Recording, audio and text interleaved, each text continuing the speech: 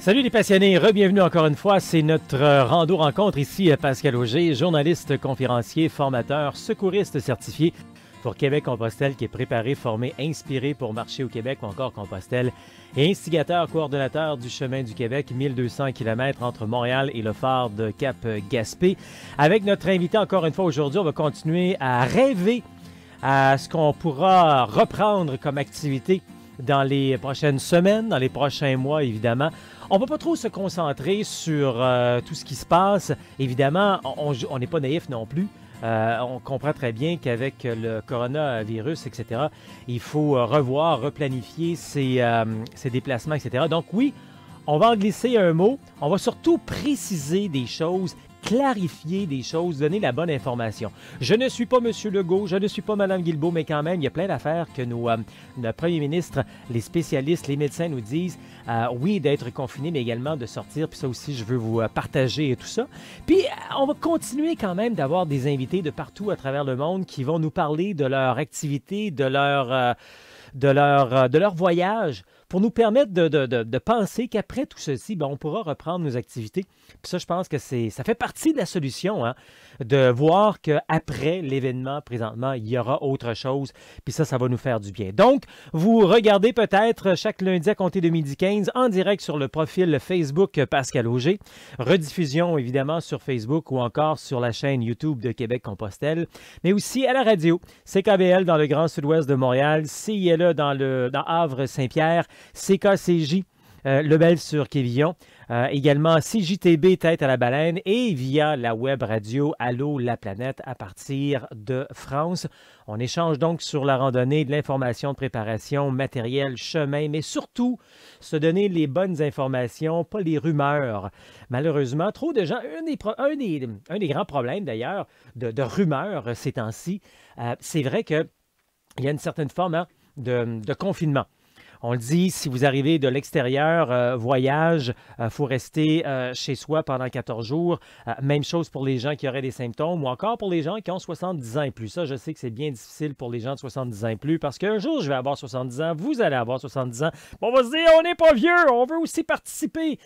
C'est juste qu'évidemment, on a peut-être les anticorps un petit peu moins forts que le reste de la population. Donc, il faut rester à la maison, confiné, ouais, pour qu'on puisse reprendre nos activités, même avec nos 70 ans et plus, qui sont en pleine forme. J'en connais des 70 ans, oui, quand on va faire de la rando, qui sont vraiment bien en forme. Alors, on reste, mais pour la majorité de la population, pour l'instant, et c'est peut-être important de suivre les directives pour ne pas perdre ce privilège-là que plusieurs pays ont perdu, justement, c'est-à-dire aller prendre une marche.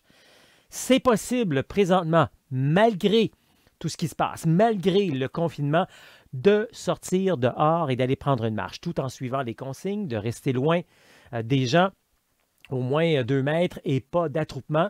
Mais oui, ça, c'est important de le dire. Là, écoutez, ça peut changer rapidement. S'il faut qu'on fasse des folies, qu'on ne suive pas les directives, on va peut-être nous enlever ce privilège-là pour le bien-être de notre santé. Alors, pour l'instant, encore le week-end dernier, je suis allé prendre une marche. Puis là, c'est le temps de découvrir son quartier, sa municipalité, son environnement, parce qu'on ne sort pas des régions. Encore le week-end dernier, je suis allé prendre une bonne marche de 12 km dans ma municipalité. Et puis, je ne sais pas, je ne prends pas souvent des marches de 12 km dans ma municipalité un dimanche après-midi, mais j'ai l'impression qu'il y avait plus de gens qui sortaient. Et c'était bien, ça faisait du bien. Il faisait beau soleil, le printemps s'installe, en tout cas à cette période-ci de l'année. Donc, il faut en profiter pleinement et positivement. Alors, c'est ce que je souhaite. Je donne d'autres informations. Quand on est confiné comme présentement, qu'est-ce qu'on fait? J'ai d'autres trucs à vous mentionner après avoir reçu notre invité du jour. C'est la première fois que je fais une entrevue en direct de Lyon. Bon, je suis déjà allé à Lyon, pas nécessairement pour Compostelle, mais pour d'autres voyages. François Coq qui est là. Bonjour François. Bonjour Pascal. C'est très beau chez toi, c'est très coloré, c'est magnifique. On va parler de ton chemin que tu as fait il y a quelques années à partir de Lyon. Lyon n'est pas nécessairement sur le chemin, donc tu es parti chez toi, c'est intéressant. Et de ça, on a découlé 3 livres que tu viens de publier. On en parle, mais avant, on veut découvrir c'est qui François? Alors, j'ai 51 ans aujourd'hui. J'en avais 42 quand je suis parti faire le chemin. Vraiment C'est aujourd'hui, là, le jour qu'on se parle, c'est aujourd'hui ton anniversaire.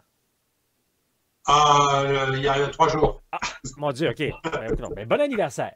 Je t'écoute. Et voilà, donc je suis parti faire le chemin au milieu de la vie vers 42 ans, là, un moment de crise. Hein, tu vois. Faut passer à autre chose et puis bah, de vivre une crise de telle manière, c'est quand même génial. Voilà. Parce que en partant de Lyon, donc des pentes de la Croix-Rousse jusqu'à Finistère, ça fait 3 mois de marche à peu près. OK. Et bah, voilà. Il s'en On passe va... des choses, on peut laisser plein de choses derrière soi et Oui, puis effectivement. On va en démarrer. parler concrètement de ton voyage. Dis-moi, toi, là, tu as toujours habité Lyon, tu viens de Lyon, qu'est-ce que tu fais dans la vie? Alors, je suis originaire de Strasbourg. J'ai vécu ensuite à Grenoble, à 25 ans, après dans les montagnes au sud de Grenoble. Et puis je suis à Lyon depuis une douzaine d'années. Mon activité depuis 20 ans, c'est de créer des jeux de société, créer et d'éditer des jeux. Alors, éditer des jeux tels Caractère, Bonjour Robert, Bonjour Simone, des jeux un peu rigolos. Alors toi, François, ton travail à temps plein dans la vie, c'est de créer des jeux de société. Et de créer des jeux de société, de commercialiser, d'éditer, Ah, de wow! jouer. Ah, c'est intéressant, ça. On rencontre pas ça souvent des gens, là, des créateurs de jeux de société. Là. C'est Non, comme. c'est clair. OK, on s'imagine pas que les gens peuvent gagner leur vie non plus à créer des jeux de société. C'est bon. Dis-moi donc, tu as fait. Comment? En gagner leur vie, Ouais. c'est beaucoup dire. Oui, Mais oui, quand oui. même, j'y arrive. Tu manges grâce à ça, disons. Tu manges 3 repas par Vraiment, jour grâce à ça. Dis-moi donc, tu as marché il y a une dizaine d'années, donc tu dis à 42 ans. Est-ce que à cette époque-là aussi, tu étais un créateur ou tu avais une autre vie qui s'est transformée? Oui, oui, non, oui, je faisais des jeux déjà. OK. Fait que toi, tu es un éternel Et, enfant adolescent, finalement. bah ouais, c'est ça. C'est C'est ça. bon. Donc j'en reparle. C'est bon. OK, mais revenons-y donc à 42 ans. Pourquoi tu as fait Compostelle? Dans le sens que tu savais que ça existait ou tu me parles d'une crise, qu'est-ce qui s'est passé? Non, pas du tout. Vers 41 ans, je me suis dit, genre, là, j'en ai marre. Maintenant, j'ai fait le tour de mon boulot. Il faut que je passe à autre chose. Je m'ennuyais, même si c'était passionnant de faire des jeux. Mais voilà, il y a un moment donné, fallait que je fasse autre chose. Et je dis, c'est venu tout seul. J'ai dit, l'année prochaine, je pars marcher 3 mois.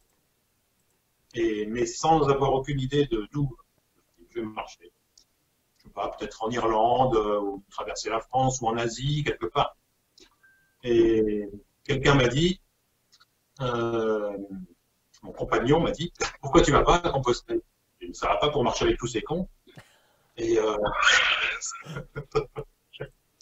et puis, voilà. Puis quand même, ça a fait son chemin dans la tête.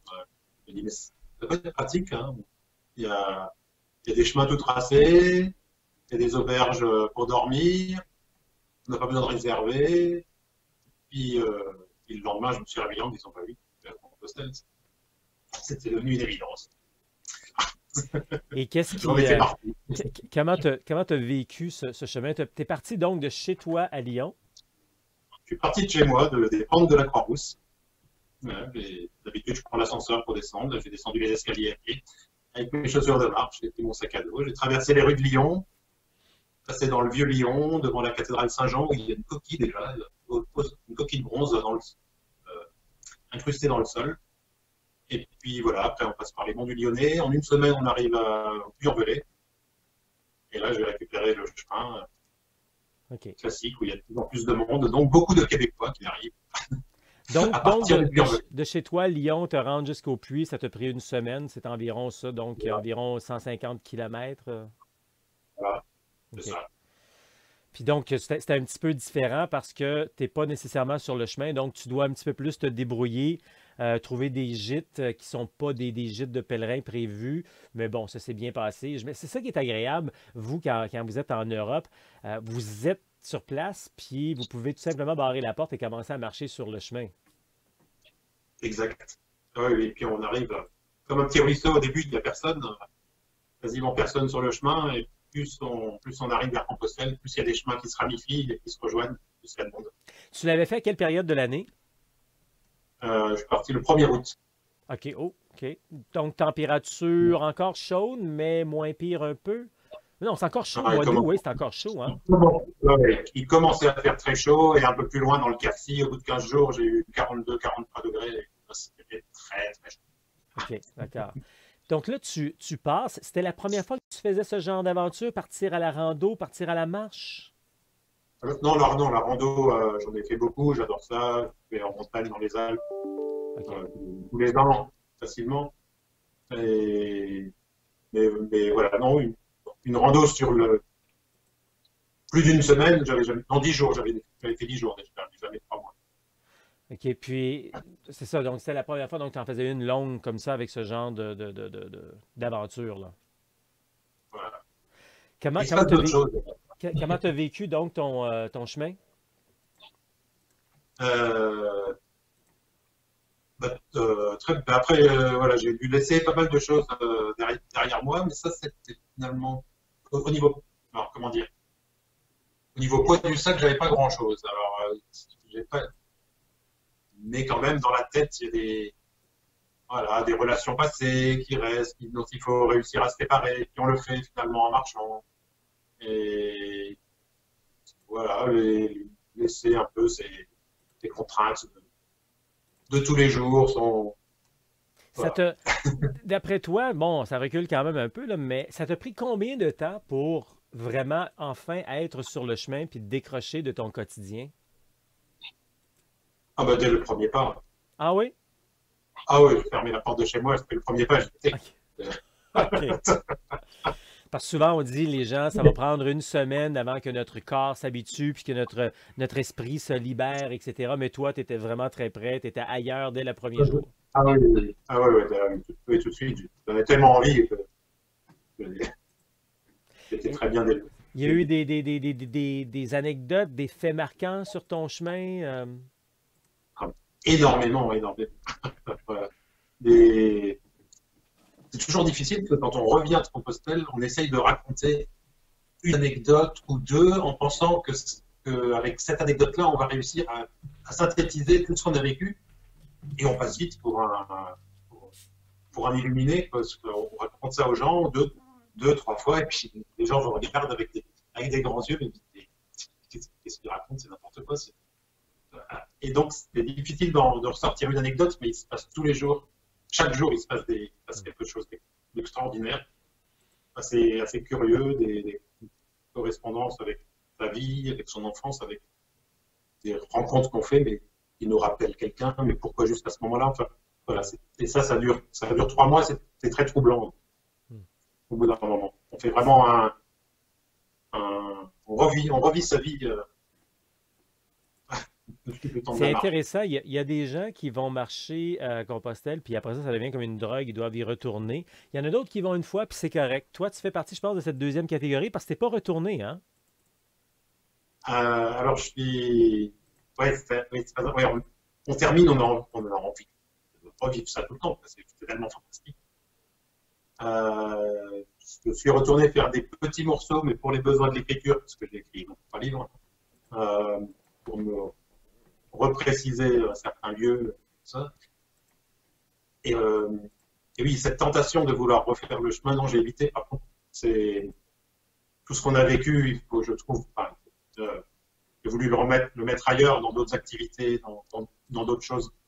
OK. Et pour vivre une nouvelle aventure, alors j'ai vécu l'aventure après l'aventure de la marche, j'ai vécu l'aventure de l'écriture, Ouais. et ça c'est quelque chose, donc j'ai voulu le faire bien.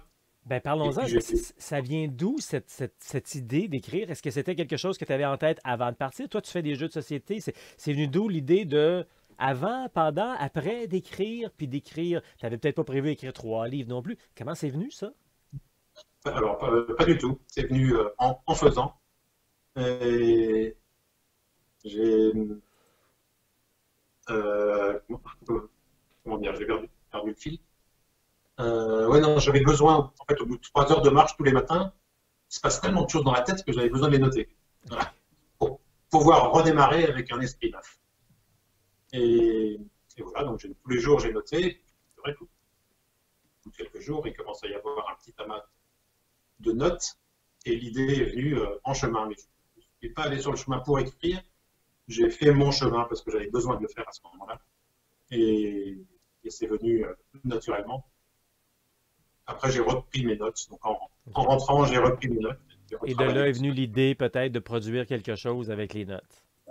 Ouais, c'est ça. Donc, trois. Pas un, pas deux, trois. Qu'est-ce que tu nous racontes? Je raconte les rencontres, évidemment, toutes les rencontres qu'on fait. J'essaie de croquer un peu les personnages qu'on y rencontre. Je raconte. Je ne vais pas vous les décrire là. Je raconte ce qui se passe dans ma tête, ce qui se passe dans mon corps, dans les pieds, ailleurs aussi. OK. Ben, allons-y d'abord. Allons-y comme ça. Allons-y un à un. Quels sont les titres des livres que tu as écrits? Alors, le thème principal, c'est les miroirs de Compostelle, puisque OK. Enfin, toutes ça. les personnes, toutes les personnes qu'on rencontre, finalement, c'est que des miroirs de soi-même. Oui. Et le premier, c'est enfin seul. J'avais vraiment besoin de ça à ce moment-là. Le deuxième, c'est canicule et petit rien. Reviens avec le premier. Qu'est-ce que tu nous racontes dans Enfin seul? Dans enfin seul, je raconte que je suis content de marcher tout seul. Je commence à observer un peu les gens autour de moi. Je parle du poids du sac, je parle des pieds, je parle des ampoules, je parle des punaises de lit, euh, des gens bizarres qu'on rencontre. Et puis finalement, je me rends compte que je suis très bizarre aussi de ce qui se passe dans C'est bon. de ce qui, OK. de ce qui se passe dans ma tête, d'une relation que je suis en train de vivre, mais est-ce qu'elle me convient, est-ce qu'elle ne me convient pas. OK. Donc, c'est beaucoup sur Voilà. toi, puis quand la solitude. Tandis que le deuxième, c'est. Ben, oui, le deuxième, c'est. Alors, le deuxième, canicule et petit rien. Donc, c'est le passage de Conques à Saint-Jean-Pied-de-Port, OK. avec tout ce qui se passe dans l'abbaye de Conques. C'est assez mystérieux, un peu troublant aussi. Et, et puis voilà, il y a un moment donné, je rencontre un groupe, mais ce groupe commence à me phagocyter et j'essaye de le quitter, mais il me rattrape à chaque fois. Euh, qu'est-ce que je raconte encore? Est-ce que les trois sont liés ensemble ou ils peuvent se lire individuellement? On peut les lire vraiment individuellement, mais ça, je m'en suis rendu compte à la fin quand je l'avais fini. Ça se séparait parfaitement en trois. OK. Euh, Puis est-ce qu'ils sont d'un territoire à l'autre? Parce que tu m'as dit que le deuxième commençait de Conques à oui. Saint-Jean-Pied-de-Port? Voilà, donc le premier, c'est de Lyon À Conques? à Conques. OK. Le deuxième de Conques à Saint-Jean-Pied-de-Port et le troisième de Saint-Jean-Pied-de-Port à Finistère, avec mon compagnon qui m'a rejoint à ce moment-là. OK. Mais il y a un moment donné, on se quitte et je vous dis pas la suite parce que c'est pour ça que ça s'appelle Un amour à la fin. OK. Le suspense. OK. Voilà, mais en fait, voilà, je parle des rencontres, mais je parle de la vie, je parle de la naissance, je parle de la mort, je parle des enfants, je parle de la famille, OK. je parle du couple, OK. des crises de la vie, des crises du couple. Ouais. Et voilà, tout ça avec le décor de Compostelle. Là, je comprends bien. Et Donc, dans tes trois livres, tu as vraiment mis sur papier tout ce qui se passe dans notre tête quand on est en train de marcher sur les chemins. en espérant que ce soit universel, c'est-à-dire que ce que je raconte, certes, c'est mon histoire et je parle de ce que j'ai vécu, mais j'essaye de faire en sorte que voilà, ça parle à tout le monde et je pense qu'on peut s'y retrouver. OK. Tout le monde peut s'y retrouver OK. à un moment donné ou à un autre. Très intéressant. Tes pochettes sont très belles, d'ailleurs, colorées. Là, c'est tout chaud, hein? C'est ça, tu viens de les publier, là. Ouais, je viens de les publier. C'est mon cousin qui a illustré, mon cousin Jacques Cor, qui a OK. illustré les livres et qui OK. dessine super bien. OK. Excellent. Et voilà, donc je commence à me lancer dans mon réseau et puis dans la librairie, j'espère que certains vont répondre. Ben, on en profite donc tout de suite. Si on veut se procurer ton livre présentement, est-ce qu'on peut le faire sur Internet? Oui, ouais, on peut le faire sur le site de mes jeux, en fait, donc jeuxfk.fr. Jeuxfk.fr? Ouais, OK. www.jeuxfk.fr. Enfin, excellent. Donc, si on veut en savoir davantage, on peut aller là.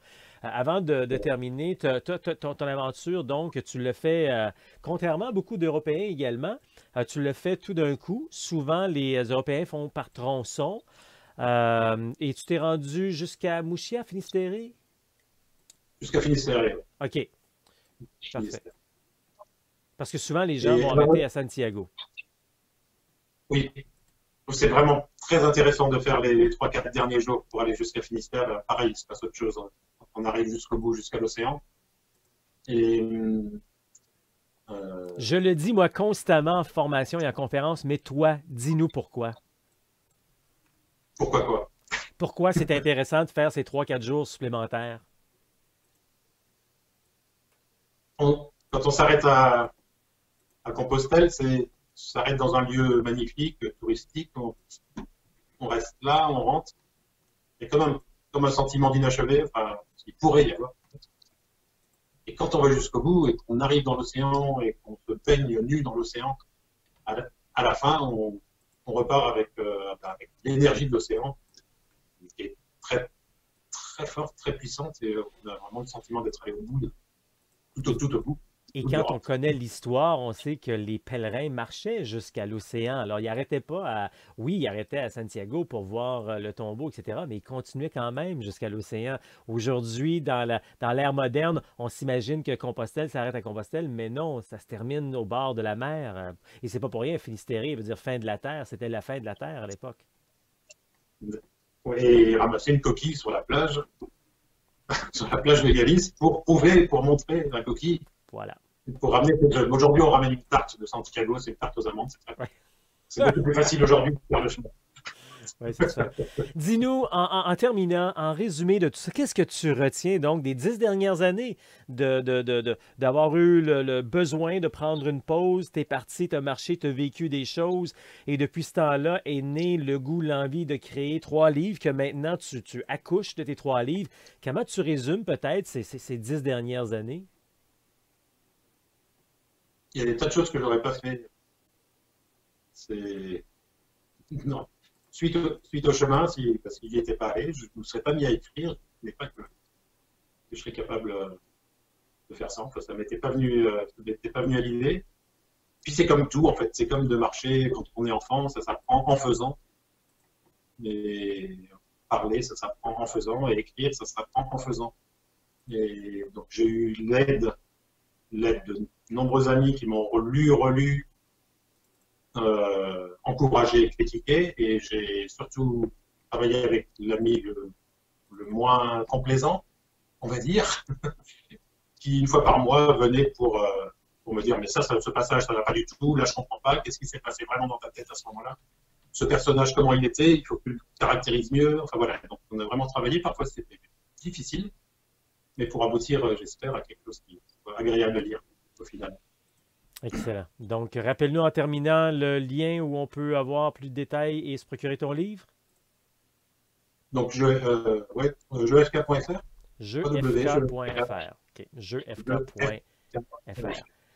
Ben écoute, tu as connu le plaisir de marcher Compostelle, alors peut-être qu'on te verra venir marcher au Québec. Tu peux venir, tu sembles avoir une affinité avec l'hiver, tu peux venir marcher en hiver également si tu veux sur le chemin du Québec. Ah, j'ai découvert ça, du coup, qu'il y avait un chemin Québec-Compostelle et je vois des images de marche en hiver, ça me donne tellement envie. Ça commence à trotter dans ma tête. Bon, écoute, peut-être ça va t'inspirer un nouveau jeu ou un nouveau livre. Ça marche. François Coq en direct de Lyon, merci beaucoup. Merci beaucoup, Pascal. Alors oui, on continue de garder le rêve bien vivant. Après cet événement, on va reprendre le chemin pour se faire plaisir avec la rando. Et probablement qu'on va avoir le goût de voyager, de randonner, de marcher plus dans notre environnement. Hein. Ça va peut-être moins nous tenter pendant quelques mois, quelques années de prendre l'avion, aller ailleurs. Et ça, quand je dis ça, là, ça s'applique à tout le monde. L'achat local, finalement, ça revient à l'achat local. Hein. Des gens de partout à travers le monde, on va peut-être être tenté de rester dans son coin. Que l'on soit en Europe, que l'on soit en Asie, que l'on soit en Amérique, que l'on soit au Québec, on va peut-être avoir le goût. Puis c'est une bonne affaire aussi dans un sens, découvrir chez nous. Puis je dois vous dire que malgré tout ce qui se passe présentement, la demande est encore forte pour marcher au Québec. Encore l'autre jour, j'avais quelqu'un qui était prêt à partir. Là. Dès que ça va se calmer un peu, Pascal, là, je veux partir, marcher sur le chemin du Québec. D'autres gens qui s'informaient là, pour réserver 4 randos séjours au Québec pendant les prochains mois, dès qu'on va lever le tout. C'est sûr qu'on a pas mal modifié nos activités à Québec-Compostelle, tout ce qui s'appelait organisation là, avec plusieurs personnes. On a mis ça de côté pour l'instant. On a encore plusieurs affaires à notre calendrier. On a tout mis de côté jusqu'au mois de mai. On espère qu'au mois de mai, on pourra prendre nos week-ends formation rando en personne, etc. Mais d'ici ce temps-là, ce qui est vraiment génial, puis nous, on était prêts. On espère que les gens pourront le faire de plus en plus, là, mais il fallait le voir venir. La technologie, elle était là. Nous, on a plein de formations, de préparations qui se donnent en ligne. Alors, tu m'écoutes présentement, puis tu n'as pas mis ça trop loin, là, ton rêve d'aller marcher un jour Compostelle ou encore marcher au Québec, et tu as le goût de te préparer. Bien, c'est possible en ligne présentement. On a plusieurs formules. Tu peux devenir membre de Québec-Compostelle et en devenant membre, bien, ça te donne la possibilité d'avoir une formation complète de près de 4 heures. D'ailleurs, on est tout en train de la rafraîchir, la formation. Ça va être encore plus à jour, plus complet. Et puis, ça te donne également la possibilité d'avoir des randos d'inclus quand on va avoir la chance de recommencer, parce que ça va se faire dans les prochains mois. Donc, c'est inclus là-dedans. Tu as également plein d'entrevues qu'on a avec des gens de partout à travers le monde et plein d'autres choses également. Ça peut être des guides qui sont inclus. Donc, va faire un tour sur le site internet québeccompostelle.com et juste en haut, tu cliques sur « Deviens membre ». En même temps, tu pourras voir aussi le calendrier des prochaines activités qui s'en viennent dès qu'on va lever les restrictions à ce niveau-là. Parce que oui, des randos, il va en avoir dans les prochains mois. Il y a de plus en plus de demandes également pour ça. En terminant, je voulais juste mettre le doigt sur quelques éléments. Des fois, on se pose des questions quand on est randonneur, puis qu'on doit tourner un peu en rond, c'est sûr, l'entour du quartier ces temps-ci. Qu'est-ce qu'on peut faire? On peut se préparer. Je viens de parler, entre autres, de formation en ligne que l'on offre à québeccompostelle.com. Mais il y a plein d'autres trucs également, comme de la lecture. Ça se peut que dans les dernières semaines, dans les derniers mois, tu t'es fait venir des livres sur la randonnée pédestre, Compostelle ou ailleurs à travers le monde. Bien, c'est le temps, là. Tu as pas mal le temps des lire. Peut-être aussi vérifier et réparer son équipement. Souvent, on n'a pas le temps de faire ça. On donne ça aux couturières, aux cordonniers, peu importe. Mais là, on peut peut-être prendre le temps et arranger justement nos trucs. On peut aussi échanger sur des groupes et justement se motiver et se donner des trucs et prendre des trucs. Entre autres, je vous invite à aller faire un tour sur le groupe Chemin du Québec. Donc, c'est un groupe de gens qui ont cette passion-là et pourraient poser plein de questions sur la randonnée. Alors, voilà quelques trucs finalement. J'espère que ça vous a aidé aujourd'hui. J'ai déjà hâte de vous retrouver la semaine prochaine avec d'autres trucs. Puis, faire l'évolution également là-dessus, voir ce qu'on sera rendu. On espère qu'on pourra reprendre les activités. Mais n'oubliez pas que, encore aujourd'hui, là, à l'heure où je prépare ceci et que je vous parle, là, tout dépendant quand vous allez le regarder, mais on peut encore sortir dehors et aller prendre une marche. Alors profitez-en. La marche, c'est bon pour la santé physique, pour la santé mentale. Donc voyez toutes nos activités et surtout nos formations en ligne disponibles à québeccompostelle.com. Voyez tout ça. On est également sur Facebook, Instagram et YouTube. Québec-Compostelle, ça marche.